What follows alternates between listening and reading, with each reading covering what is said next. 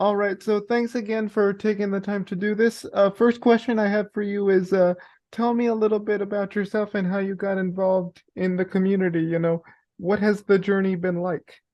Yeah, so I started working. I was actually living in Hawaii at the time. I lived there for about 10 years and started working in a preschool classroom where I was a paraprofessional with a little kiddo.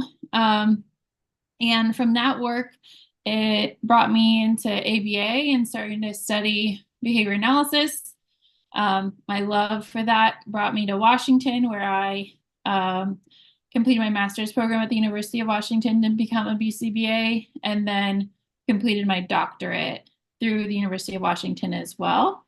Um, I've always been drawn um, to understanding behavior, understanding why people do things that they do, and I've been fortunate to have the experience to learn about behavior analysis, but then apply it in really different ways than what we typically think of. Mm-hmm.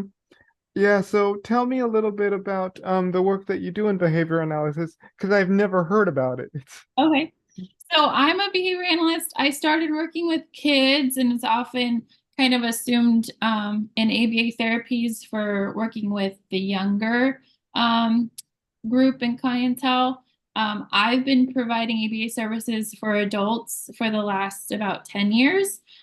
What that looks like is I work with folks to help identify own personal goals and what they want to accomplish, helping families get on the same page of what those goals might look like, and then really breaking them down and helping folks succeed in whatever those goals are. So it could be anywhere from social goals. My background is specifically in employment, so helping folks find jobs that would be a good fit, help train them on how to complete those jobs, and embed different types of processes and protocols in place to help them be successful in their employment settings. mm-hmm. So what kinds of methods or approaches do you use in applied behavioral analysis? I mean, there's a whole host of different things. ABA can be used to help determine challenging behavior, why challenging behavior may be occurring. It can be used to teach new skills, break down new skills in different ways. That's really meaningful.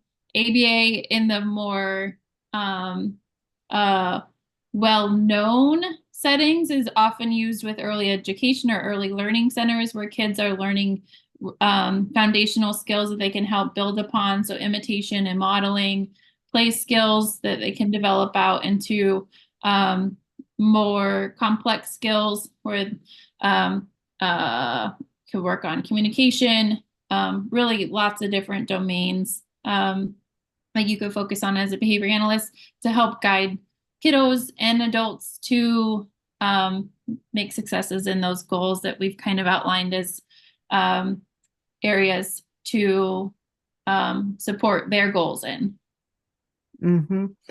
My next question is, what impact does your work have on the greater community? So, like, what has, doing ABA, applied behavior analysis, been like for you? And how, like, does doing this kind of work um have an impact on the greater community? It's twofold. It's a twofold question. Yeah, definitely. I mean, I think ABA, my own daughter receives ABA, and she has a disability. She's been diagnosed with Shaw and autism. And since she's been receiving ABA, she's learned a lot of skills that she's been able to generalize with us, with her sisters, and just kind of um, have a more fulfilling life, is what it feels like. Um, but more options for communication, more options for social play. But personally or professionally, um, the work that I've done, kind of more of the guided by behavior analysis work that I've done, that is the most interesting to me, is being able to use the lens of behavior analysis and going into employment settings and help create more inclusive workplaces for folks that they will be more successful in employment settings. And that could be anything from figuring out with employers what types of roles they have available that can be supported and how we train individuals and learning those skills using behavioral practices can lead to a lot more success long term for individuals' employment settings. That's the work that I'm probably the most uh, happy with or most I enjoy doing the most because I think the impact that that does make in our community of helping employers understand how to be more accommodating, how to be more accessible, how to be more inclusive makes a difference in a lot more people's lives than just teaching one individual what they can do to learn a job. So by creating more employment opportunities, we're really broadening opportunities for folks to have jobs. And I think that that's really important work. Mm-hmm.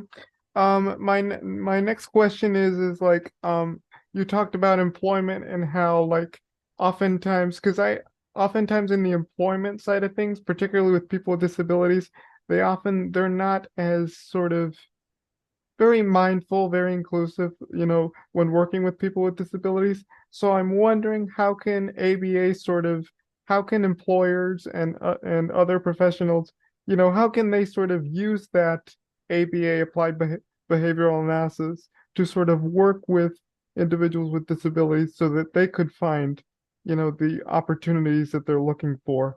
Yeah, it's kind of two separate parts. I would say at the end of the day, ABA is just really good teaching. It's breaking down skills in a way that makes the most sense for the learner and teaching them in approachable bits that work the best for them, whether that's using visual supports, whether we're using different types of methodologies to train the individual job. But I think what's important is in employment settings, it's really just doing the consulting piece with employers to help them understand how kindness and understanding first is kind of a first step to creating a more inclusive workplace. How then to make it long term is to really value all members of the community as employees in their setting, and then hands in hand work through what the challenges might be so that they're not willing to just give up. I think oftentimes in supported employment, we don't think about the long term aspect of what a role should look like over time. And oftentimes, when things get challenging, the employer isn't committed to the inclusive workplace model and will often end up having that person lose the job, which is really unfortunate when there's a lot of supports we could put in place so that that's less likely to occur. So by using behavior analytic practices that we know have evidence base behind them and we know are a good way to teach and learn, we can kind of support the employment setting just in the same way that we do in early education. Mm-hmm. Yep, that's cool.